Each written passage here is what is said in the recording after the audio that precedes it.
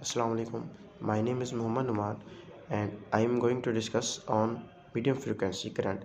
Medium frequency current एक ऐसा current है जिसकी फ्रिक्वेंसी होती है 1000 से 10,000 तक। अब इसके अंदर टू टाइप्स आ जाती हैं। एक का नाम होता है इंटरफेरेंशियल करंट, दूसरा का नाम होता है रशियन करंट। इंटरफेरेंशियल करंट जिसे हम निम्न करंट का भी नाम देते हैं, और इसे निम्न करंट का नाम इसलिए देते हैं क्योंकि एक निम्न साइंटिस्ट था जिसने इसे डिस्कवर किया था, और इसने इसे इसलिए डिस्कवर किया था ताकि इसके इफ़ेक्ट्स को ओवरकम किया जा सके, लो फ्रिक्वेंसी करंट के इफ़ेक्ट्स को ओवरकम किया जा सके। और इंटरफेरेंशियल करंट इसलिए कहते हैं कि इसमें टू वेव्स जो कि मीडियम वेव्स करंट होती हैं उनको आपस में इंटरफेयर किया जाता है और क्रॉस ओवर किया जाता है बॉडी के टिश्यूज़ में।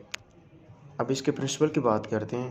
प्रिंसिपल में ये है कि टू मीडियम वेव्स को हम यूज़ करते हैं इन अ पेशेंट बॉडी, जिससे हम लो फ्रिक्वेंसी करंट को उसके इफेक्ट को यूटिलाइज़ कर सकते हैं। जब हम टू फ्रिक्वेंसी करंट को हम यूज़ करेंगे, टू मीडियम वेव्स की फ्रिक्वेंसी को करंट को यूज़ करेंगे, तो उससे होगा क्या कि एक बीट फ्रिक्वेंसी प्रोड्यूस होगी।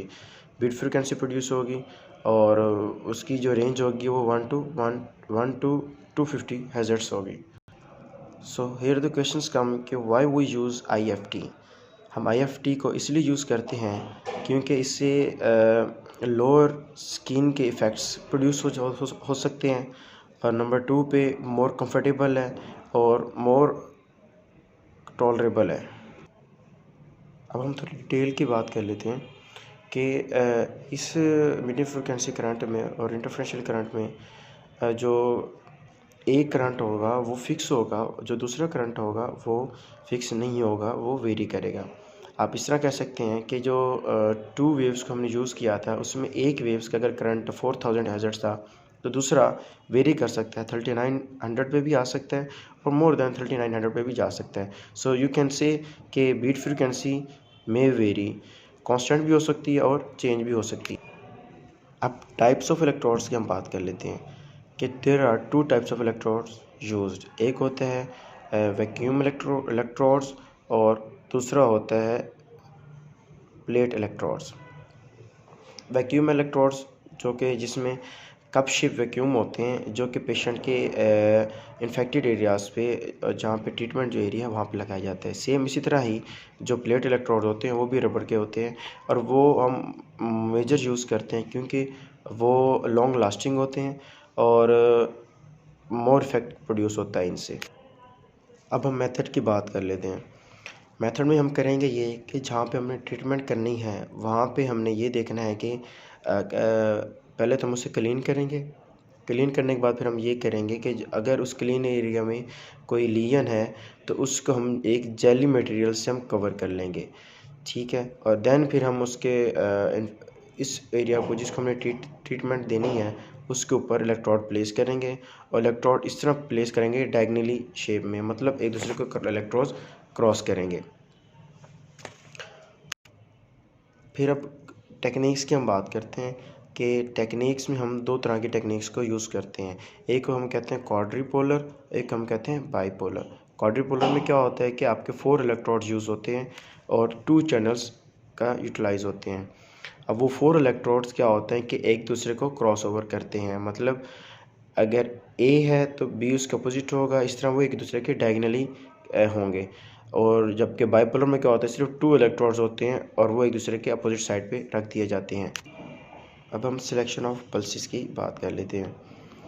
अब अगर एक्यूट केस आ जाता है तो उसमें हम जो पल्स की जो सिलेक्शन करेंगे वो ट्रायंगुलर करेंगे, और अगर क्रोनिक केस आ जाता है तो उसमें हम जो पल्स की सिलेक्शन करेंगे वो हम करेंगे रेक्टेंगुलर, और अगर सब एक्यूट केस आ जाता है तो उसमें हम पल्स की जो सिलेक्शन करेंगे वो हम ट्रेपेजॉइडल करेंगे। फिजियोलॉजिकल इफ़ेक्ट्स की हम बात कर लेते हैं। फिजियोलॉजिकल इफ़ेक्ट्स में क्या होता है कि ये एक पेन रिलीफ में वर्क करेगा, उसके साथ साथ मसल्स की स्टिमुलेशन में हेल्प करेगा, उसके साथ साथ क्रोनिक कोई पेन है तो उसमें भी हेल्प करेगा, ब्लड फ्लो को इंक्रीज़ करने में हेल्प करेगा। अगर बॉडी के किसी एरिया में एडीमा है तो उसके एडीमा को ख़त्म करने के लिए हम ये यूज़ करेंगे।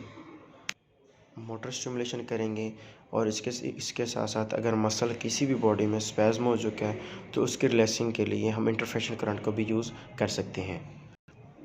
इनर्वेटेड मसल्स कॉन्ट्रैक्शन में है या पेरीआर्थराइटिस शोल्डर है तो उसमें हम इंटरफेशियल करंट को यूज़ करेंगे और एक लिमिटेड फ्रिक्वेंसी के साथ हम इसे यूज़ करेंगे ताकि जितने भी इफ़ेक्ट्स हैं इनको सबको कम किया जा सके।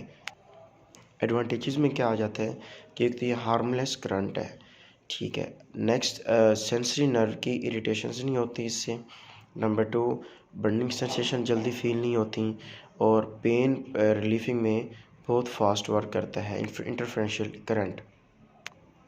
अब हम बात कर लेते हैं कॉन्ट्राइंडिकेशंस की। कॉन्ट्राइंडिकेशंस में आ जाता है कि आपने इस इंटरफेरेंशियल करंट को कब यूज़ नहीं करना। तो उसमें हम बात कर लेते हैं प्रेगनेंसी में कि जब प्रेगनेंसी होगी तो फीमेल बॉडी पार्ट्स पे हम इसे यूज़ नहीं करेंगे। नंबर 2, अगर कोई इन्फ्लेमेड एरिया है या स्वेलन एरिया है तो उस पर भी हम इसे यूज़ नहीं करेंगे। ऐसी डिजीज़ जिसकी काज अननोन है उस पर भी हम यूज़ नहीं करेंगे। और अगर कोई एलर्जी हुई है बॉडी पे तो उस पर भी हम इंटरफेरेंशियल करंट को यूज़ नहीं कर सकते। और अगर कोई बॉडी पे लीजन्स है, कैंसरियस सेल के लीजन्स हैं, तो उस वक्त भी हम इंटरफेरेंशियल करंट को यूज़ नहीं करेंगे क्योंकि अगर हम यूज़ करेंगे तो ज़्यादा बैड इफ़ेक्ट्स क्रिएट ये करेगा। फ्रीक्वेंसी पैरामीटर्स की हम बात कर लेते हैं कि डिफरेंट नर्व्स को स्टिमुलेट करने के लिए इसके रेंजेस डिफरेंट हैं। इंटरफेरेंशियल करंट की रेंजेस डिफरेंट हो जाती हैं। अगर हम सिंपैथेटिक नर्व की बात करेंगे तो उस वक्त 1 to 5 हर्ट्ज़ की फ्रीक्वेंसी हम सेट करेंगे। अगर हम पैरासिम्पैथेटिक की बात करेंगे तो उस वक्त हम 10 to 150 हर्ट्ज़ की हम रेंज रखेंगे। अगर हम मोटर नर्व की बात कर रहे हैं तो 10 to 50 हर्ट्ज़ की हम फ्रीक्वेंसी रेंज रखेंगे। सेंसिटिव नर्व की बात करेंगे तो उसमें 90 to 100 हर्ट्ज़ की हम रेंज सेट करेंगे। और अगर नोसाइसेप्टिव फाइबर्स की हम बात करेंगे तो 90 to 150 हर्ट्ज़ हम की रेंज सेट करेंगे। और अगर स्मूथ मसल्स की हम बात करते हैं तो उसमें 0 to 10 हर्ट्ज़ की फ्रीक्वेंसी हम रेंज सेट करेंगे। So that is all about the medium frequency current in which we discuss about the interferential current. Allah हाफिज़।